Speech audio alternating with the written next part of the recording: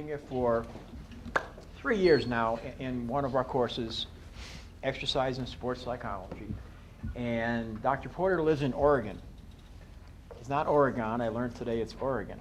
She called 6 semesters in a row and had a class over the phone with our students. And the students liked that a great deal. And her personality came through. The book is wonderful. Always get excellent feedback on the book. And it occurred to me that, boy, it would be nice to get Dr. Porter here. And Dr. Porter is here. She's an eminent sports psychologist, has worked with a number of elite athletes. Most recently, Eugene, Oregon is the center, the heaven, I guess, for runners. And I believe the Olympic trials were held there prior to the 2008 Olympics. They'll be held again. In that process, Dr. Porter has had the opportunity to work with a number of elite runners. So she has a varied background in sports psychology, and she's a very personable individual, and I want you to enjoy and ask a lot of questions. Yep. Okay, thank you. So thanks for coming. I'm really, he was saying, I don't know how many people are going to come. There may be 5, or there may be 50, or there may be 100. So here you are. So thanks. And I'm sort of curious. I always like to. I have a lot of things that I can talk about, and I'm always curious to sort of know, not exactly who the people are that come, but why they're here. And so I'm going to ask you a few questions. If you could just raise your hands about different things. First of all, how many are coaches? Okay. Okay. How many are athletes? Great. How many of you are here because of why? If you're not an athlete or a coach. Parents of young athletes. Parents, right. How many parents of athletes? Sorry. Good. I'm going. All right. So I'm sort of curious to know what the different sports are that people are playing or doing. And so swimming, running, soccer. Okay, start naming things. Baseball. How many baseball? Oh, quite a few. Okay. Volleyball. Talk to the basketball people today. Okay, a couple there. What else? I mean, there's plenty. Just name them out for me. Swimming? Okay. Lacrosse. How many people lacrosse? Okay. Sorry? Rowing. Yeah, crew or individual rowing. How many rowing? Okay. What else? Tennis. What else? I just like to know who's here, honestly. I'll never remember your names, but I want to know who's represented. What other kind of sports are there that skiing? Alpine skiing, anybody? Snowboarding? Okay. How many people What else? are here who were in the class in which we read Dr. Porter's book? Do you see a show of hands there? You have a very good following there. Pastor present, okay. What other sports that I haven't asked about that I need to know? Field hockey, thank you. How many field hockey? Okay, ice hockey? Okay. So I want to know why you're here. What are your expectations? I mean, one of the things is that I'm going to answer questions, but some of you all are too shy to talk about it or ask anything. Do you want, how many want sort of rudimentary sort of explanation of what might be in the book a little bit? Anybody? Okay. And what else do you want? I mean, words of wisdom, I'm sure. But I want to hit where you want to, whatever it is that you want. So what are your expectations for being here? I'd like to know your suggestions for overcoming negativity. Suggestions for overcoming negativity. Great. What else? I can start with that. How many of you all have actually either have a copy of the book or read it? And reading it by osmosis, putting it under your pillow at night. It's going in, I can see it now. Okay. The book basically is a very come back with that question again, because I may space it out because I'll start talking about stuff, but I want to sort of build a little platform here. The book is a very applied sports psychology book.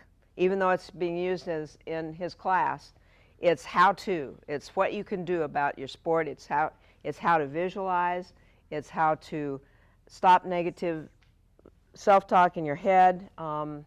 It's how to be a better person, a better athlete, a better performer at any level, whether it's standing in front of a group and talking to 50 people, or whether it's applying it to your sport. And the last chapter in the book is mental training for peak performance in life, because that's what it's all about anyway, is just, doing the best that you can and being the best you can be, for me. I mean, that's sort of part of the purpose of it. So the 5 original steps of the mental training process are something called a mental log, goal setting, affirmations, visualization, relaxation and visualization. So those are the 5 basic premises, okay?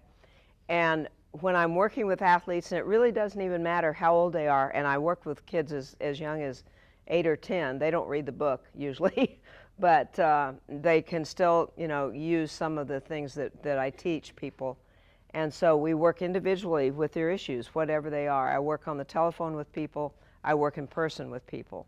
And I've worked with a lot of different sports. And as I was telling his class this morning, I want you to guess there's only one sport that people from that sport ever ask me if I play the game. Want to guess what it might be? Football. Not football. Obviously not. Well, actually, I'm originally from Texas, so I did play football. Almost got my teeth knocked out one time I didn't know how to fall. And it's very hard ground there. No. Guess again. Yeah. Not track. I'm a runner. Oh, you don't know much about me. Okay, let me tell you a little bit. I ran a lot. It's actually golf. Okay. Golfers say, well, if you don't know how to play golf, then you really don't understand. Well, yes, I do. I played in my 20s and I hated it. And when I turned 70 or 75, then I'll probably take it up again. It was really the most frustrating thing I ever did. So, and I had no patience when I was in my 20s, and so, but I can help golfers. And I work with a lot of them, actually. Usually at country clubs and places like that. But it's fun. I enjoy it. And they get a lot out of it, too. But anyway, about me, I was a tennis player in high school and college. I played varsity. It was so long ago that I don't even think Division I was invented, but maybe it was. I have no idea. But I really know firsthand the thing about mental blocks and making mistakes and being down on yourself and all that.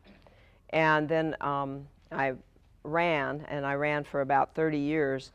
I ran Masters track. They have, for people over 35, they have, and I started running before that, but anyway, they have age group competitions, and so I know a lot about track. And obviously, since I live in Eugene, Oregon, I worked with a zillion runners, and 800 meters, sprinters, you name it. And I love that. It's really one of my passions is track and field. But I worked with a lot of other athletes too.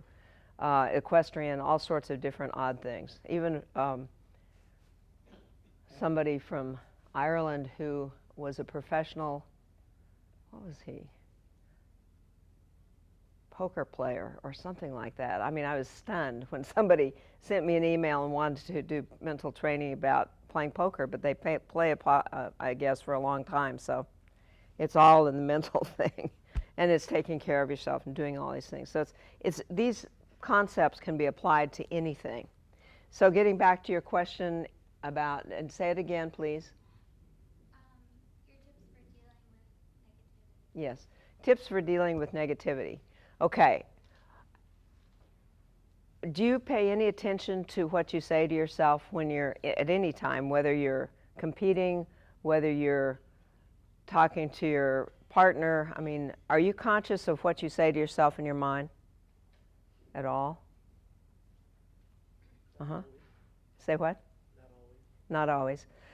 Well, one of the things when we're in a sport, if we make a mistake, what do we say? Oh, you're so stupid. Oh, you suck. Oh, blah, blah, blah, whatever it is. We say horrible things. We don't even say them out loud a lot of times, but they're in here.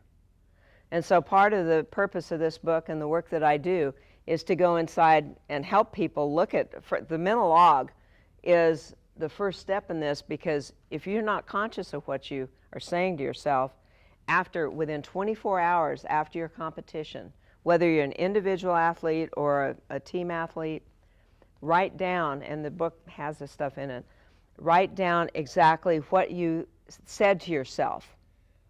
When you did well, what did you say to yourself?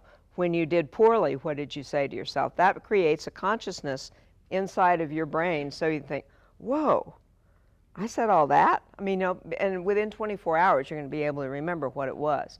So what I do with those, when people write those down or tell me what they are, and sometimes it's just an interview that I do with somebody and I'm taking notes, I take that and I say, okay, let's work on this. And, excuse me, if it is negative stuff, I can see exactly what it is. And then what we do is we work with that to change that mind talk first, to change it to a positive thing. The other thing that I do with people when they're, I don't know how to say this exactly, but for instance, if somebody's in a game and they make a mistake, how long do you think about that mistake in that game? Do you just notice you made it and then keep on going, or do you go, and think about it for 5 minutes, how you screwed up, right? How long does it, the question is, how long does it take you to let go of a mistake? 5 minutes, 2 minutes, 30 seconds, 5 days, It's creating a consciousness here.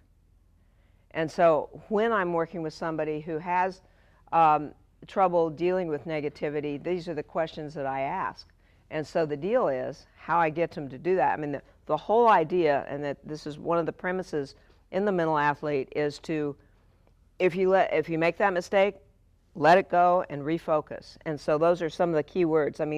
These aren't really affirmations, but they're things that you can say to yourself. If you miss a pass or whatever, whatever you've done, you just mentally go, let it go, and then you refocus. And I actually teach people something called energy psychology, which is a very new field, and it's not taught in universities or anything, and it's sort of unusual stuff, but I teach them how to refocus in a physical way. And it's based on, it's a little weird, but it's cutting edge sports psychology, okay? Just like the goals, affirmations, and visualizations 20 years ago were cutting edge. That's old hat now. Everybody talks about it. This new stuff is cutting edge in sports psychology now, and it's bizarre looking, I want to tell you. But you can just also just say, let it go, and you refocus, because the entire thing about when you're playing is to stay in the moment. And as a tasking group of people that we've all become, we're listening to our iPods and we're texting and we're, talking on the phone. You're doing all zillions of things at once, okay? And the thing about sports is, you are doing a lot of things at once, but you really need to be there now, right? When you're out there on the field, you can't be spacing out. You have to be paying attention. You have to be following the ball, or if you do make a mistake, you're in the past and you don't want to be there. And so you have to let go of whatever screw up that you just did and refocus. You refocus on, getting the ball back, going after the ball, whatever you're doing, but you have to stay in the moment of the game. And that's one of the hardest things for people to do once they make a mistake. And so the thing is, giving up that constant, for many of us, negative self-talk that we just say automatically. It's a habit. Maybe you were raised with somebody who was telling you were stupid all your life. I don't know. But you can overcome that. You don't have to become that person. You don't have to believe it. And there's all this stuff about in the literature and stuff about, you know, what you see is what you get, but I mean, there's what in sports, in psychology, what we call it is self-fulfilling prophecy. And so if somebody tells you that you're stupid long enough, then you're going to start to believe them. But you don't have to. I mean, you have to, you know, you can either do it yourself, or you can get coaches and other people that believe in you and who encourage you and so forth, and you can overcome that stuff. Or, I mean, I've worked with a lot of kids where some of the runners that I worked with in the past, fabulous runners at a young age, and they were doing it to, I'll show you, you know, and that's cool. I mean, whatever it takes for you to beat somebody, I mean, I'll show you. But you get to a certain age, and then you don't have to prove that anymore, and so the power that was driving that motivation for the sport disappears, and so they're done, you know, and they want to be done a lot of times, but we can change that. We do not have to believe what people tell us if they're telling us that we're not worthy and we're not good enough. We don't have to take that. And that's what this book is about, at the sports level, basically. And so when I work with an individual athlete, I work with teams, but when I work with an individual athlete, I do this whole athlete protocol with them. And we talk about their pre-game routine. We talk about if they are, you know, like in basketball or whatever, a pre-shot routine, like in golf also. But we talk about how do you get ready to hit the ball, or how do you get ready to pitch, or how do you get ready to throw a free throw? How do you do these things? And so I pick their brains, and then we work on how to do that in a positive way, okay? What else? I sort of lost my train of thought. The athlete protocol, because I think this is important, and this is what through reading the book you can get a lot of these ideas. Oh, the pre-competition routine. The second thing is breathing. Now, one of the things that happens, and there are certain things that happen that are sort of common among all sports, and this is, people wonder how I can work with all these different sports and not know that much about the sport, but I'm very skillful at interviewing people to find out exactly what's important to them in that sport and technique-wise and so forth. But I'm not doing the technique stuff. I'm doing what they're doing in their head, you know, and changing that. And so one of the things that I'm able to do is sort of figure out where somebody's coming from, and the first thing that I teach them how to do is breathe. Because when we get scared, when we get angry, we hold our breaths, no matter who you are. I mean, when you're angry, if you're in touch with your body, and sometimes you are, sometimes you're not, because you're usually just so angry, it's like, you know. But if you actually are conscious enough to go, where am I feeling this in my body? Usually it's your solar plexus. It's like, you know, because you're subconsciously, physically getting ready for somebody to sucker punch you in the stomach. So this is our solar plexus, and so I teach people how to breathe down into here and out of here. And before, if I'm throwing a free throw shot or something like that, and I'm doing my whole little, you know, palming the ball and doing everything else that I do before I shoot a free throw, then I also have to remember to breathe. And when you do that, it relaxes your muscles. You don't even have to tell yourself to relax, but you're just doing that, and then, okay. The other thing, like, and this is just one little example for basketball, for example, in free throw shooting, you can just do it in your mind. You literally sit in a chair, because if you lie down, you go to sleep, usually. Even if it's for 2 minutes, you sit in a chair and you visualize yourself being in your own body, seeing out of your own eyes. You visualize yourself on the foul line, and you visualize yourself doing your thing, and then you visualize the ball going right into the basket. And there's research, some of the original sports psychology research showed that people who practiced the visualization and actually practiced the skills had the highest percentage of free throw shooting. So it works, and you can do that for anything. I mean, if you're really nervous, you know, standing in front of a group, how many of you would have a really hard time standing up here and talking? You know how scary that is? Not for me, because I do it all the time, but, you know, standing up in front of a group and speaking is supposedly the #1 fear. Death is 4th, okay? So, who knows? That was an old study. I don't know whether it's still true or not, but you can use this stuff for anything, and you mentally prepare yourself. And so you run your breathing. I mean, you breathe out of here, or you breathe out of a space from Tai Chi, you know, the martial art and stuff. Tai Chi, the Chi area is 2 inches below the navel, and when you breathe into the solar plexus or the Chi area, then it gets you in your body and out of your head.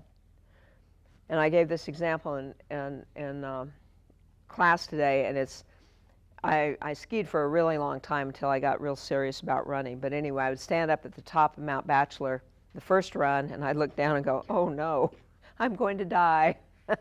You know, it'd be nasty and slick and everything. And what I would do is this was my pre-routine, I would breathe into the Chi area, actually, because I'd been taking Tai Chi, and so I'd breathe in there, and then I'd think, attack the hill. And but what it did is when I breathed into that Chi area, it put me in my body and out of my brain, and I was in my body, and then I just thought, attack the hill, and I would just take off, and I never fell or anything like that. So it's just what you can do, and the same thing, you know, before you go into a competition, you can do stuff like that. It's really important. But the #1 thing is building a consciousness in yourself of what you say to yourself. And you know that you would not say to your best friend what you say to yourself, right? Most of us. So I want to take some questions of what you want, what do you want to know? I mean, maybe you just wanted an overview, but what kind of individual questions can I help you with? Any kind. Yeah. Could you go more in depth with the energy psychology? Oh, sure. The energy psychology. It has to do with breathing and blinking. It's very weird.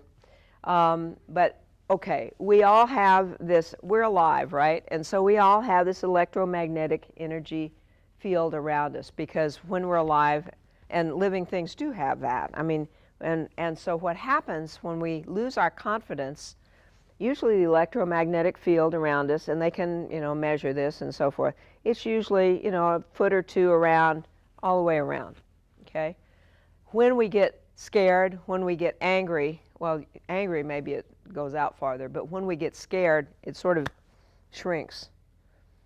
And so we're not feeling confident. And so what we can do is actually breathe and visualize, and when you breathe out of the solar plexus or that Chi area, you can actually blow that up a little bit. And so you feel more confident because you're actually pushing your energy out a little bit. Okay? I mean, you can, we're very sensitive individuals. You can go into a room and you can feel if somebody's been really angry, I mean, if somebody's having a fight, even if they're not saying anything, you can feel the vibe, right? We're very sensitive about things like this, only we never think about them. They're nonverbal cues, basically. And so we don't think about that. But anyway, so we all have these electromagnetic fields. We can control them by breathing, either, you know, out of here or out of here. There are things called, let's see, how do I describe this? I teach this to every single athlete that I work with. There's something called a daily energy routine. And there's something, oops, sorry, bang, bang, bang on the recording. There are different places on your body that you can tap to calm yourself. And so I teach people how to use that. There are, between your fourth and fifth finger, right in here, between the bones that are going to your knuckles, there's a little spot in there, and you can either rub it or you can tap it. And if you're feeling upset, you can rub that or tap it, and that relaxes you. There's tons. If you go on the internet and you look up energy psychology, there's a lot of books about this. There's tapping for this and tapping for that. So that's one of the places that you can actually relax yourself. Now, one of the other things that I teach people, besides the breathing, is this very weird refocusing technique. You cannot do this on the field. Number one, it looks stupid and weird. And number two, you might fall down. And do not do that while you're driving either. And if you download any of the guided visualizations off of the website, do not listen to them when you're driving. Thank you very much. They say that already, but still. So this refocusing technique, if you have all this stuff in your head and you're trying to get rid of it, this is what you do. And it's based on rapid eye movement, which is a sleep cycle. And when we're asleep, we actually blink. Even though our eyes are closed, we're blinking. And what that's doing is releasing negative material from the day. It just relaxes, it's just getting rid of trauma, basically. So you can consciously use this stuff for refocusing. And I'll show you what it is. And then, because your little minds, you're spacing out, you're listening to me, you're thinking about what am I going to do afterwards. I mean, you're thinking about a lot of different things. So when I lead you through this, I want you to notice how your state of mind changes, okay? So how it is and how many people have contacts on? Contacts? Be very gentle doing this, because I don't want you to pop them out or pop them in the back of your head or back of your eye. So anyway, it's just a very rapid little blinking of about 4 or 5 times. And it's sort of hard to blink and talk at the same time too, like that. So you blink, and then you do what I call tight open. So those with your contacts, be very careful, but basically tight open is sort of squeezing your eyes shut, opening them wide, squeezing them shut, open them wide. You do that 3 or 4 times. Then you take 3 deep breaths through the nose and out through the mouth.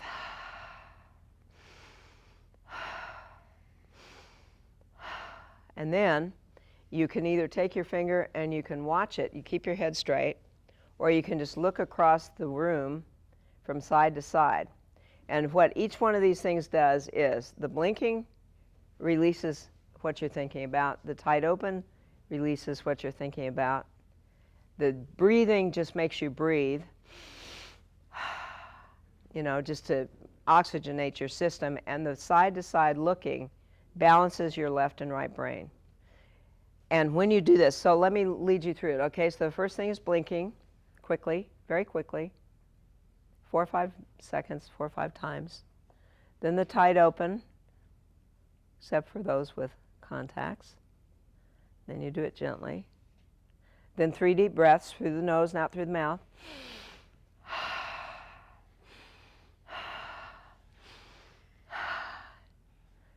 And then keep your head straight and then look side to side. Now see, you feel weird, right? I feel weird. Am I dizzy? Maybe. But that's how you remove that stuff that you're not wanting to think about. You get it out of your head. Now you have to be careful with it. Like, you can't be running down the basketball court doing that. First of all, they're going to throw you off the team because you're being strange. And second of all, you might run into somebody or fall down or something. So, but anyway, you can do that. And you can do it, I tell my athletes, go to the restroom or turn your back or whatever, do it in quiet. Or, when nobody else is looking at you. But it changes your state of mind, which is what I want people to do. And that's the refocusing technique. I even taught to a bunch of lifeguards for in Eugene. This guy had me do a training on refocusing, because as a lifeguard, you sit there and you're just like, when nothing's happening, you're about to die of boredom and go to sleep. So that kept them awake, but it also stimulated their brains so they could be more alert. So, other questions? Long answers to short questions. Yeah, no, you're just scratching your eye. Okay, what else? Like fatigue athletes that get to like overtime for basketball or something like that. Do you have any? I'm sorry, I didn't hear the for, front. like, sporting events like hockey, they go into overtime, or basketball in overtime. Yes. They're starting to get fatigued.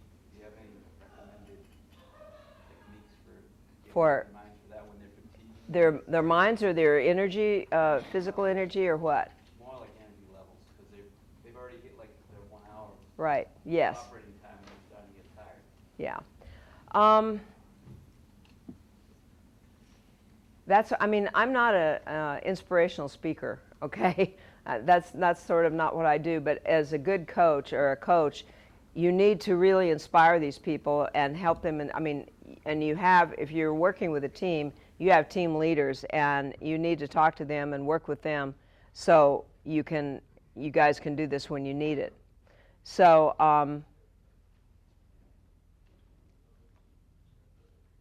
I would take the 2 or 3 team leaders and I would have a little brainstorming session of just, okay guys, what are we going to do for these 4 or 5 things? And you can also do, or 4 or 5 minutes overtime or whatever, this overtime when we're really tired. Give me your ideas. So you brainstorm with the team leaders.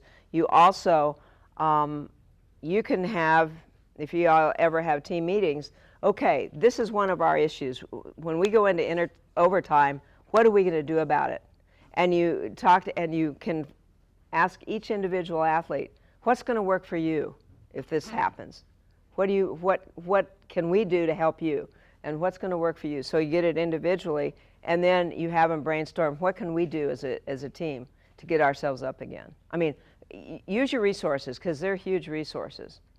And one of the things I talk about with my athletes all the time and I'm not a nutritionist at all, I promise you, but about why people bonk and hydration and all that. And it's like making sure that they get enough water. I mean, there's some wonderful electrolyte things called Sharkies and shot blocks and stuff like that long distance runners use.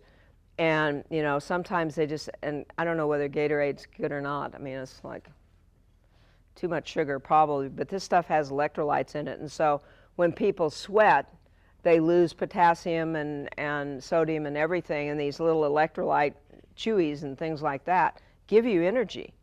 And you can be bonking big time, I mean, like in running in a race, in a marathon. And if you drink some water and you eat one of those, it gives you enough blood sugar where you can keep going. And so sometimes that's what the problem is.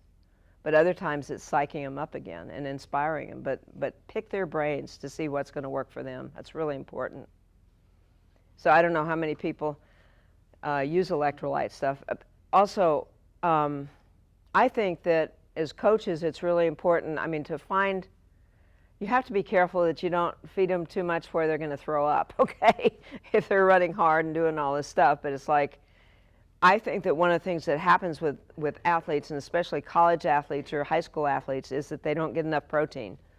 And they need protein as well as the carbos to sustain that blood sugar level that's in a, if you eat too many carbos and not enough protein, your blood sugar goes up, and then the insulin comes in and your blood sugar goes, and that's why people bonk. So you need to sort of pay attention to the physical aspects too. Other questions? What else? Mm-hmm. What advice would you give to a young athlete dealing with, let's say, a coach that works on negative feedback? Well, Not directed to any. yeah, I know. We do visualizations around when the negative stuff is coming toward him or her, imagining and visualizing being a duck, not an Oregon duck, but a duck, where it's just rolling off of them, because that's really hard. And the younger the kid is, the harder it is, because he or she wants to please the coach, So sometimes it's just that. And I ask him, what is it that he says, or he or she says to you? And then we work on affirmations around that. But it's really hard. I mean, they're so sensitive, and they're so young, and they're so sort of innocent that it just goes in deep a lot of times. So that's working with that. That's what I would do. And I would have, I know there's both sides. I mean, if you're the coach, you don't want all these parents trying to influence how you're coaching, but yet the parents do have to give the coach feedback and say this is not acceptable, you know, and find somebody else if they can. Or if it's the high school coach or the college coach, you know, somebody needs, the athletic director needs to have a little talk with them and stuff like that. I've actually, one of the teams I worked with, basketball team, eventually the coach resigned because it's really interesting. The coaching is so different now than it used to be. The athletes are different, they're raised different, and so that old nastiness doesn't work so much anymore, or very well anymore. It's really hard on the people. And the kids are not the same kids that, maybe it never worked, I don't know. Maybe people just dropped out and that was it, you know, but something has to be done about it, I think. And when I'm working individually, I mean, I work with exactly how it's affecting the kid and work with that. Other questions? Yeah. There's a certain amount of stress in athletes' life, all athletes' lives. Some of it is self-imposed that they bring on themselves. Some of it, a lot of it from outside factors. Do you look at that differently? Do you handle it differently? Do you, when you're talking to Work with the stress with individual athletes?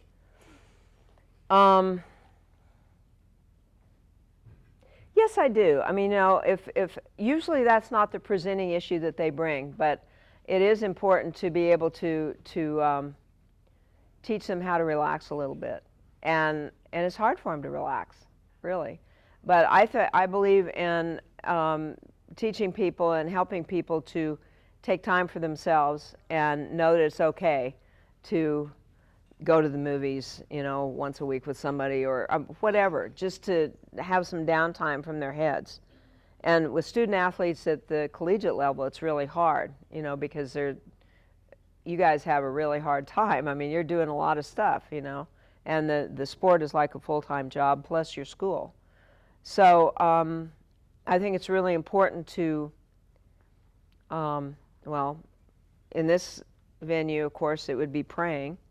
But I think it's important to learn, if you want to learn how to meditate, and that means just maybe sitting out for 5 minutes or 10 minutes, if the sun happens to be shining, and breathing and just letting the warmth of the sun be on you. I mean, just stopping for, you know, 5 or 10 minutes. I mean, longer would be better, but I mean, some people are only willing to do 5 or 10.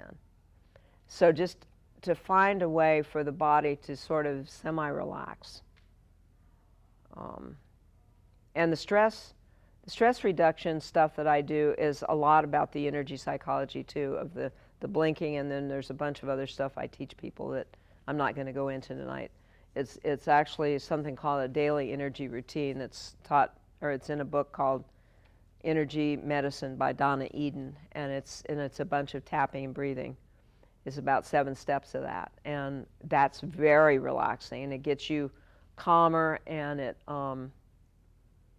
we're affected a lot of the times by people we're around. We pick up their vibes, their energy, whatever you want to call it, and I think it's very important for us to learn how to be in our own physical energy. And so I work, since I see I mean, I'm a therapist, so I see people all the time.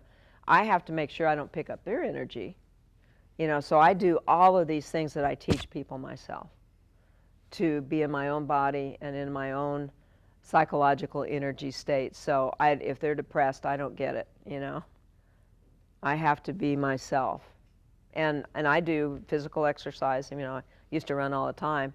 Now I walk, and I coach people to walk marathons. You know, I'm saving my knees, what's left of them, from my 7 marathons that I did run. And I practice just about everything I preach, honestly. It's really important, I think. Thanks. Yeah. Other questions? Yes? What would be your advice on dealing with pain during cross country? The pain in cross country, at what mile? 4, let's see, what is it, 6K, so how far is that? 6 times, 3.6 miles, right? So the pain comes at 3 miles maybe, or is it 2.5? Yeah. For running, and where do you feel the pain in your body? Everywhere. But lungs or solar plexus or legs or? Legs, okay. Running is, even though you're running fast, it has a long enough, unless you're a sprinter, it has a long enough time where you can actually do ornate visualizations. So one of the, I have in the body, in the book, there's a thing about body checking. And when you're running, and if your particular parts are hurting, you do a body check. And so when you are running, you check and you start at the top of the head, and you notice your eyes are might, or so you maybe blink a little, once or twice, just to relax your eyes. Then you notice your mouth. Am I running like this? Then you relax your mouth. Then you notice and so you're doing this body check. How's my neck? Okay. How are my shoulders? Am I running like this? Probably, because I'm getting tired, and so I, try and use my shoulders to run. So you drop your shoulders, you relax your shoulders. Am I clenching my muscles too much in my arms? If I am, relax those. And you go back to form, basically, but you're checking your body to see where the tension is. Where I used to feel it in a race would be right in my solar plexus. It'd get really tight. And I would notice I'd be breathing way up in here. So I would focus on breathing down through the solar plexus, and that really helped me. As far as the legs are concerned, you can do little visualizations about, and it sounds ridiculous, but it works when you're running. You imagine sending like gold light or green light or whatever kind of light you want to send into your quads. You can imagine strings on because you're always supposed to, when we're near an end of a race and we get tight, we shorten our stride, so we usually want to lengthen our stride some. But you can actually visualize little strings pulling your legs up, because you're trying to pull your knees up to have better form. So you do that whole thing. And then if there's somebody in front of you and they're fairly close, then you can play a game of, okay, so you sort of work up to that person and you run behind them and psych them out for a little while just because you're right on them. And then you blow by them for about 50 yards. And that will give you energy. It takes your mind off of the pain. Now, I was telling the class this morning, Alberto Salazar, when he's a coach now, and he's coaching a lot of the top athletes in the country in long distance. When he years ago ran New York Marathon more than once, but they asked him, one of the reporters asked him, what were you thinking about that last half mile? And he said, I was thinking about making the guy behind me hurt more than I did. And I read that and went, whoa, that's intense. But it worked for him, So sometimes we do that. We try and punish the people behind us. Now, I would have never thought of that. But, sometimes you can think about what you're going to do afterwards. And that isn't being in the moment, but it's like the little wonderful things that you're going to do. And you promise your body, if you get me through this, I will get you a massage, or I will put you in the hot tub, or whatever. But you have to follow through, because, that's a promise you're making to your body, and you have to honor that. So that's a long answer too, but anyway, that's what comes to mind. Yeah. The comment you just made, and I know you're from Oregon and a runner, so I'm sure you probably have a lot of background understanding on Steve Prefontaine. The comment you made about I want to make the other person feel more pain than I do makes me think of. Mm-hmm. I've read a lot and watched movies on Steve Prefontaine, and I don't know if you could just maybe share with everybody a little bit of the psychology behind his mindset in running, and any information that you have, because I think that he has an awesome attitude as an athlete. He did, and he also had these great gifts. I actually was around when he was running. I never met him personally, but I stood around and watched him and listened to him a lot when he was around. And the guy had an incredible gift. He had the largest lungs and the greatest VO2 max that you can imagine. It was huge. He's a little sort of bandy-legged guy. He was probably about 5'7" or 8" or something, and he's sort of bow-legged, but he had this huge chest. And he had a pain tolerance. I don't know what he did, and nobody ever interviewed him for anything like that. but he either did not feel the pain or he had such a huge pain tolerance that it wasn't a problem. But he did say things like that. Like a couple of the quotes are things to the effect of, I don't run to see who's going to win, I run to see who has the most guts. Stuff like that, you know, so, and he only lived to be 24, I think it was, or 25, and so, but he was a gifted physical athlete, but he had the brain too. And nobody knew anything about sports psychology then, really, so nobody ever asked him anything. I mean, I wish I had known to ask, but I didn't even know, you know. But he had that ability to never give up. You know, I mean, and like, if you ever watch the archival footage of, which one was it? The German Olympics, what was it? Huh? Munich. Yeah, if you ever watch that race, I mean, he ran a really gutsy race because he took it out pretty, not early, but earlier than, you know, near the end, and they just finally nipped him off, you know. But I mean, he ran the gutsiest race that I've ever seen. So I don't know what else to say, but he had a great gift, and he used every single one of it. You know, I often thought the guy died in an automobile accident.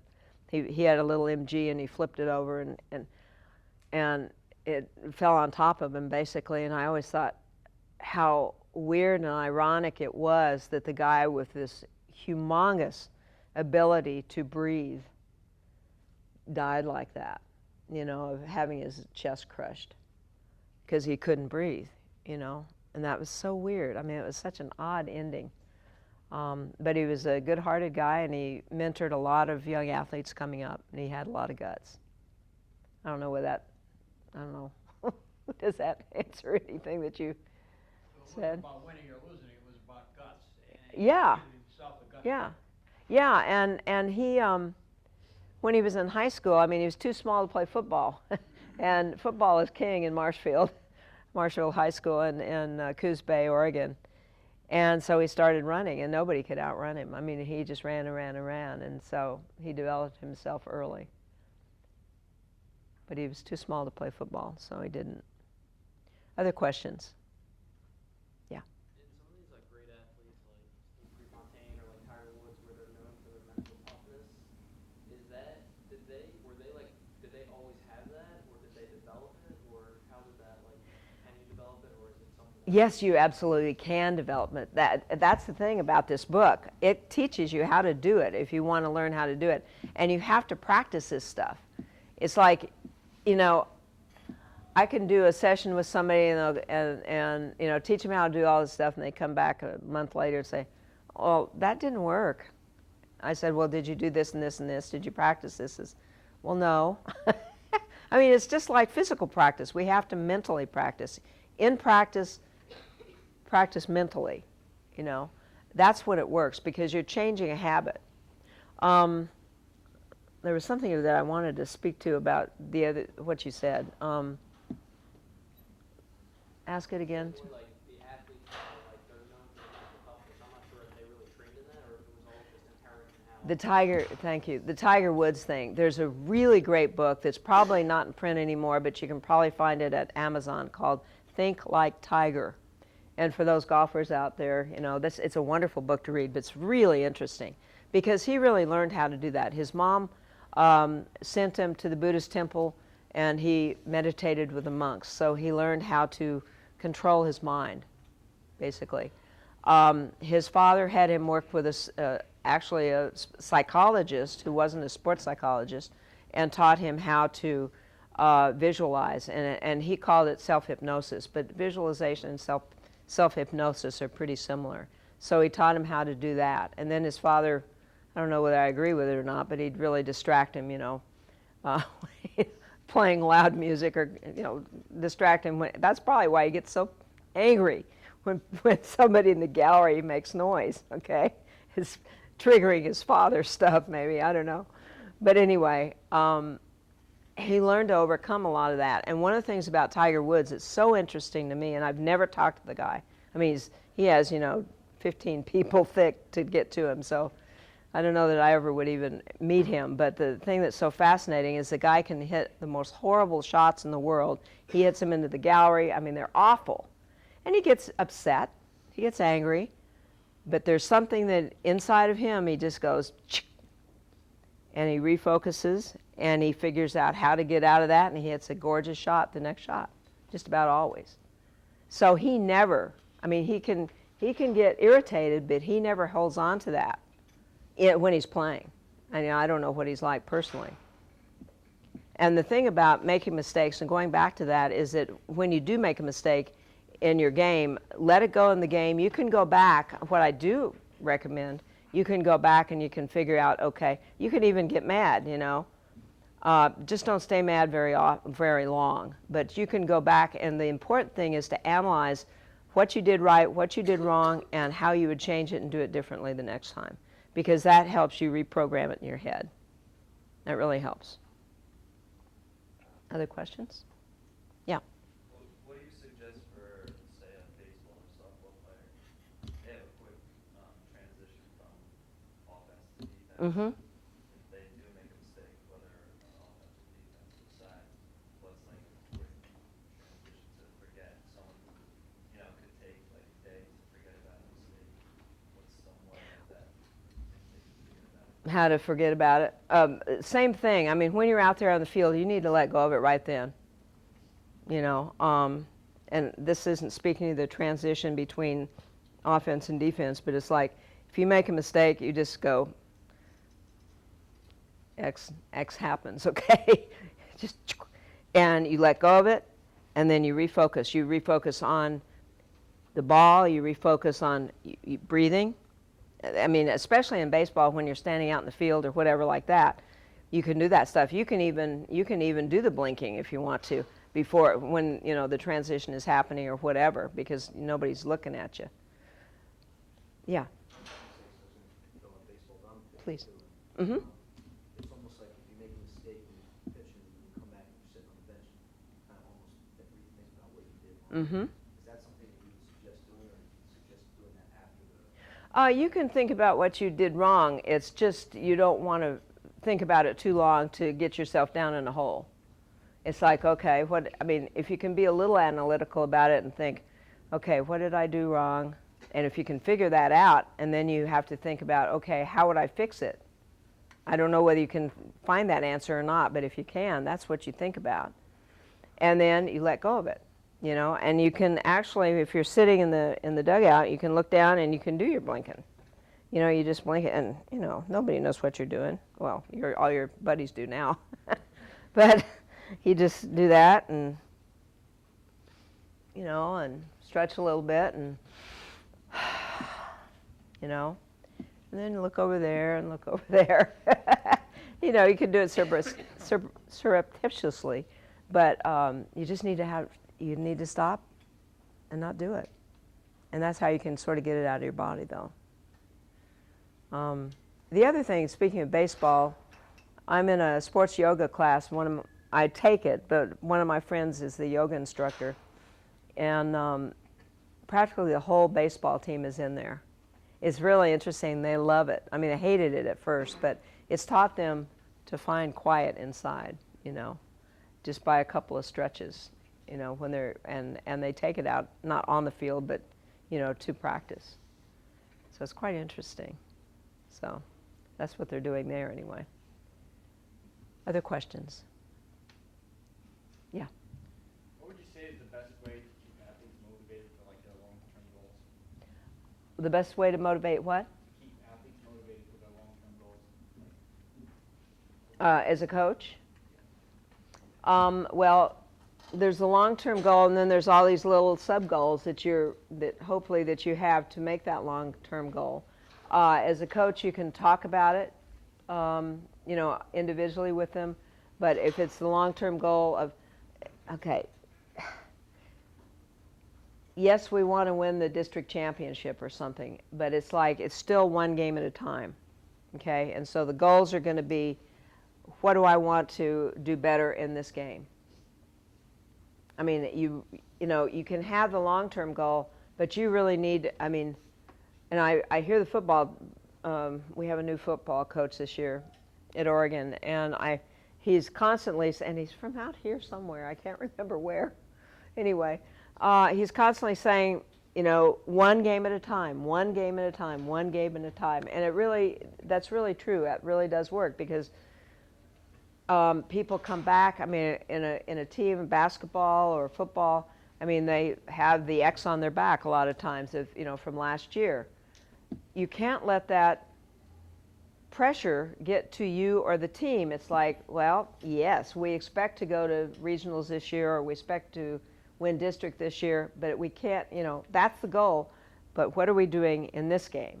And so it has to come back to that, and then it comes back to the individual player of, what are you going to work on, or what are we going to work on for you in this game? That's all that matters, honestly, because that's the staying in the moment part. Even though we're talking about the game in the future tense, it's still that staying in the moment. It's not being out there, or even at the end of a game, how people start playing more tensely because they don't want to lose. If you're ahead, and teams have trouble closing it out, or finishing it off, it's because they're thinking about out there winning as opposed to getting the job done and just executing. Because there's a lot to be said for executing the plays and your own play.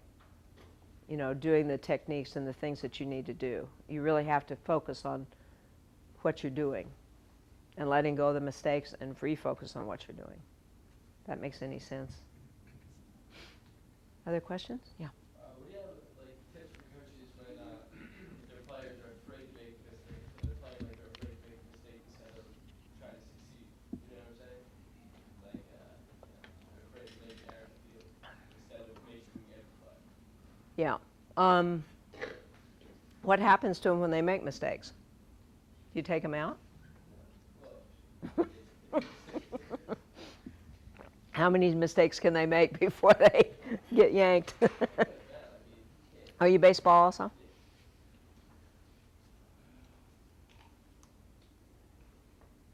I don't have a good answer for that. If somebody came to me with that, I guess what I would have them do, in a particular position? Even as a player, I felt like I sometimes, at shortstop, would go out and I was afraid to make a mistake on the field instead of, just going out there and making plays. Yeah. And without, I always had a little string of negativity, I guess. Uh-huh. So what happens is that when we're afraid of making mistakes, we get tense. And so I guess what I would do would be to go out there and I'd be doing my little breathing exercises, just to relax myself. And when I'm working with somebody, I actually teach them how to breathe out of both places, and then they pick which ones, and it's literally just a little visualization of, and you actually like blowing up a balloon in front,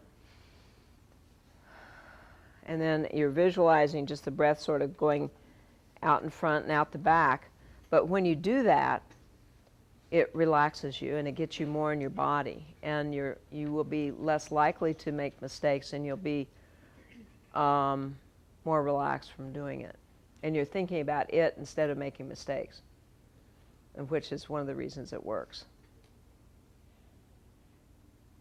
Do you think sometimes in the flow of a game when things aren't going right, you miss a few shots, people are too quick to do something technical, it's a technical problem, and start thinking about that instead of just take another shot? Yeah, I think that's true. It's because the mistakes that we make a lot of times are because we're tense.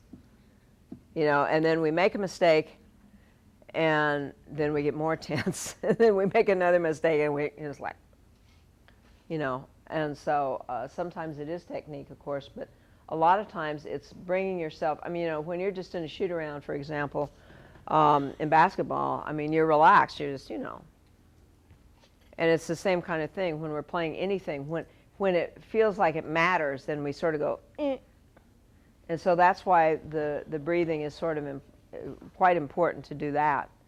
And just the sort of the physical being a little more relaxed. I don't mean not caring. You can care. It's just and there's always the question of people ask me about, you know, because you have to figure as a coach and figure out the individual athlete, how much is too much psyching them up and how much is not enough psyching them up. You know, so, and some people respond to, yeah, let's go, and other people respond to, okay, I'm ready. You know? So each individual person, you need to figure out what they need, and sometimes in a team, if you're working with your team, you ask them, like some of the questions that I've gotten are in a team setting, okay, when we're not doing well, or if somebody on the team has made a mistake, what do you want us to say to you? And they're all different answers. You know, if you make a mistake, do you want nobody to say, or do you want your teammates not to say anything? Maybe. Maybe you want them just to go, you know, hit you on the shoulder or on the back. It's okay. You know, you'll be fine. Or it's good. Let go. It's good. And, or, you know, what do you want? I mean, you know, it's not always what the other person wants either. In a team, you have to ask each one because it's fascinating. A lot of times there's 4 different answers or 6 different answers. Just leave me alone, you know, or talk to me, or, you know, encourage me. But one of the things about this sports psychology stuff is encouraging ourselves. And one of the things in what I call an athlete protocol, you know, where I work individually with the person on each of these different things. Let's see. Whatever that was, I lost my train of thought. Somebody's cell phone. I have no idea what I was going to say. Let's see here.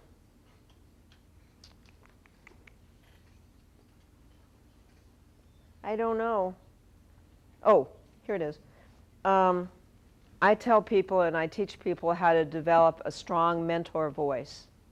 And what that means is inside your head, now the mentor or the voice inside your head is going, you suck.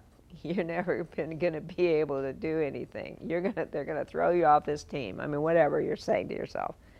That is not a strong mentor voice, okay? The strong mentor voice is saying, it's okay.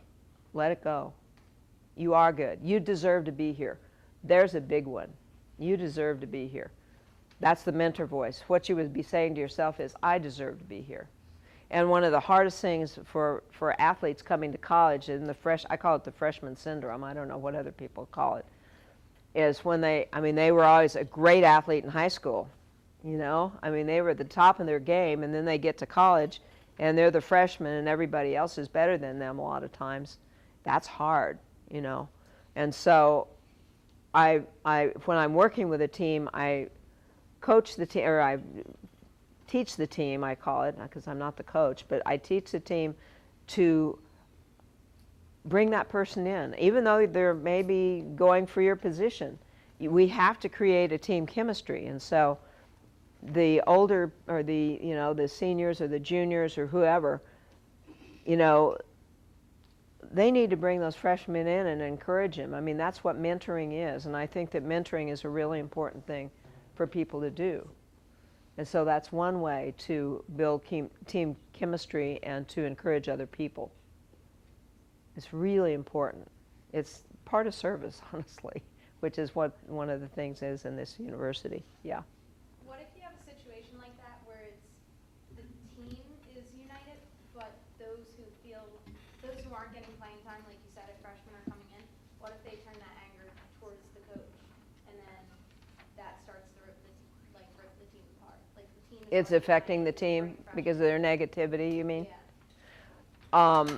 Are you asking as the coach what you would do, or what as a team member you would do? As a team member. I presume that then in the team there's a couple of 2 or 3 team leaders that are strong personalities, maybe. Okay. I would brainstorm with the 3 of them, or you know, if you're one of them, like the 3 of you brainstorm on what to do. I would, you know, talk to the coach and get them to help you to brainstorm, and then eventually, I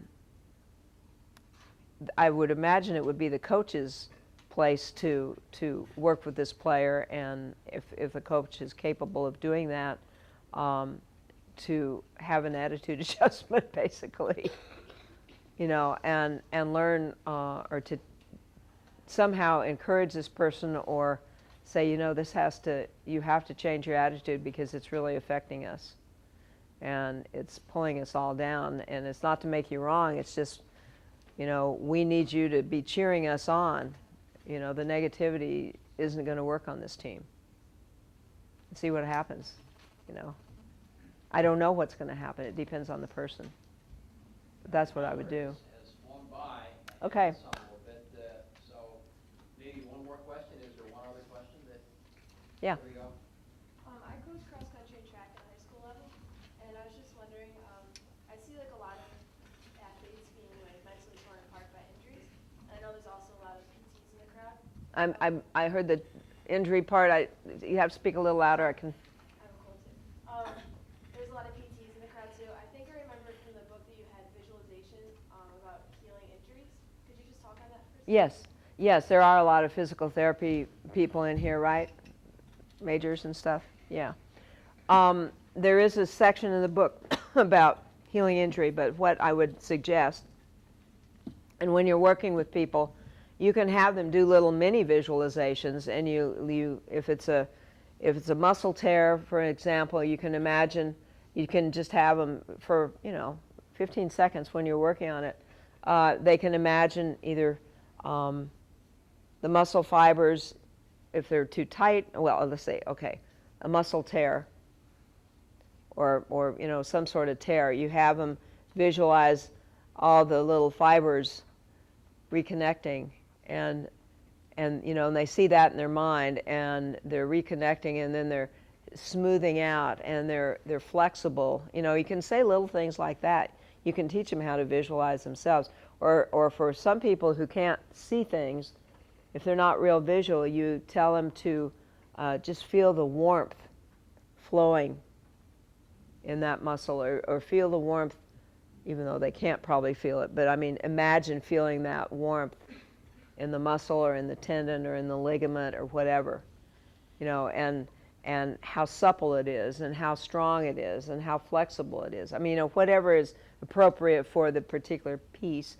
If you're doing a broken bone or a stress fracture, then you literally have the person visualize wherever, especially if they've seen the x-ray. That's the worst thing, because they're constantly seeing that x-ray of the break or the line on the stress fracture. You have them visualize the white bone just growing together and getting really strong and just stronger and stronger and stronger. And you just, when you're working on them, you teach them to do that. And you can just give them a little mini visualization to do when they're at home. One time I worked with somebody who had a stress fracture and it never healed. It was like 6 months. She worked in a doctor's office. And she was a runner. And I said, well, did you see the x-ray? And she said, yes.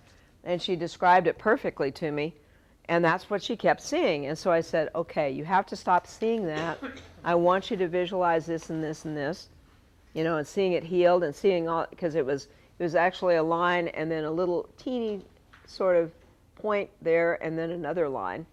And so I said, I want you to start seeing all this, wherever that gap is, I want you to see it all going together, and it's all just solid white and it's really strong. She did that, and that thing healed in about 3 weeks. I mean, the doctor that she worked for is going, whoa, it was really amazing. But that's what, when we're seeing things, we have to visualize them healing as opposed to being broken. And that's sort of psychologically for us too. So if there are any of you all that have the book and you want me to sign it, I'll be happy to do that. I thank you so much for coming. I really appreciate it. And get out there and practice this stuff, because it's what you think is what you create in your life. So thanks for coming.